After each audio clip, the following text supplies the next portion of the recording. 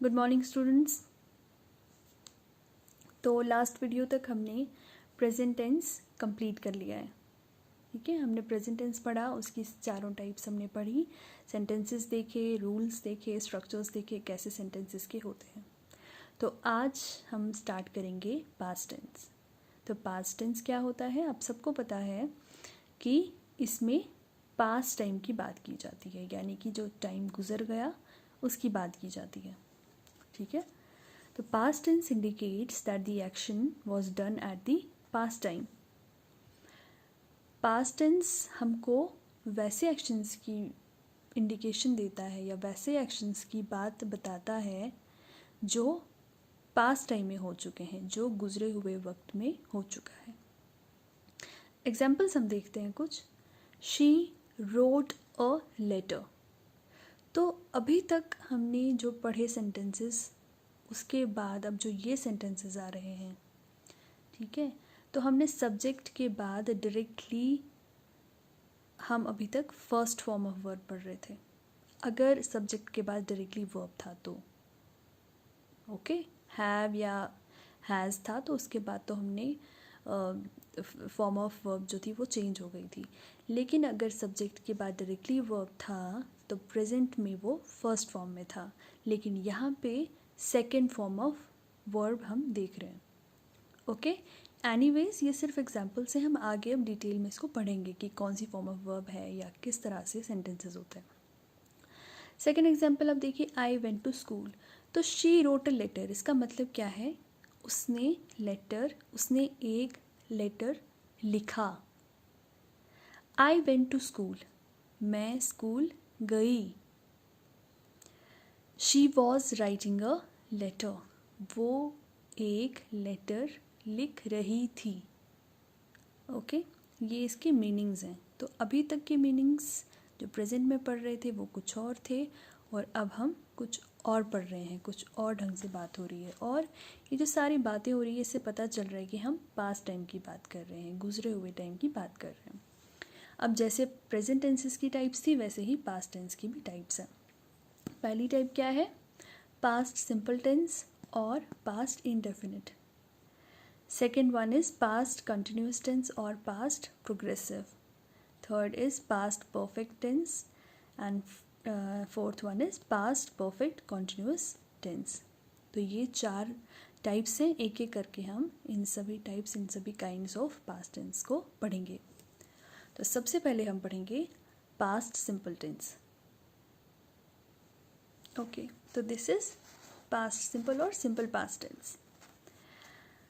It is used to express an action that took place in the past.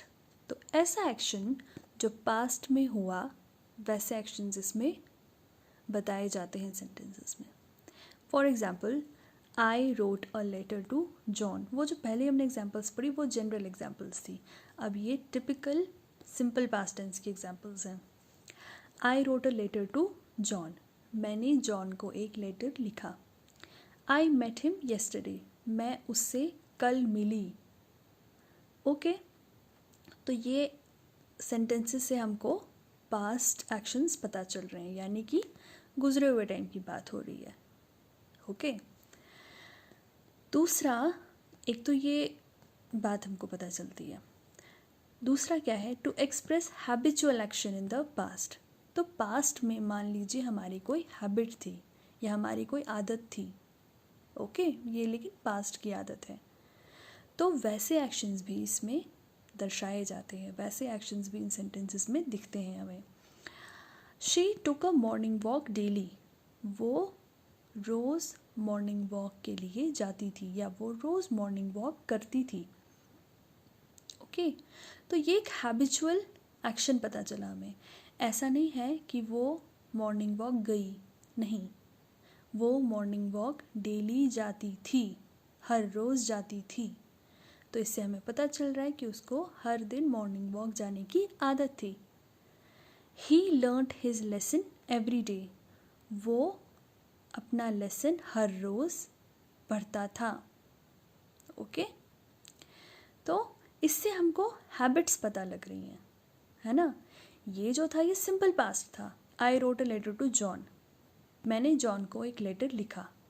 She took a morning walk daily, वो रोज़ morning walk के लिए जाती थी। दोनों पास्ट टेंसेज हैं, लेकिन ये सिंपल बात है, ये कोई हैबिट नहीं बता रहा हमें, लेकिन इन सेंटेंसेस में हमें हैबिट्स पता चल रही हैं। ओके, तो ये दोनों आते हैं किस में, दोनों तरह के एक्शंस किस में आते हैं, सिंपल पास्ट टेंस में। ओके, अब हम देखेंगे पॉजिटिव पास्ट सिंपल कैसा होता है। तो पॉजिटिव ये तो था ना कि हमने अभी पास्ट सिंपल पढ़ा कि हाँ जी कैसे सेंटेंसेस, कैसे एक्शंस एक्सप्रेस होते हैं।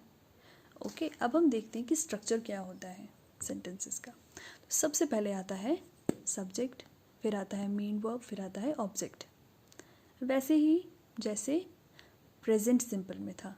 ठीक है, अब डिफरेंस कहाँ है, सब्जेक्ट प्लस वहाँ पे क्या थी, फर्स्ट फॉर्म ऑफ वर्ब, यहाँ पे क्या है, सेकंड फॉर्म ऑफ वर्ब।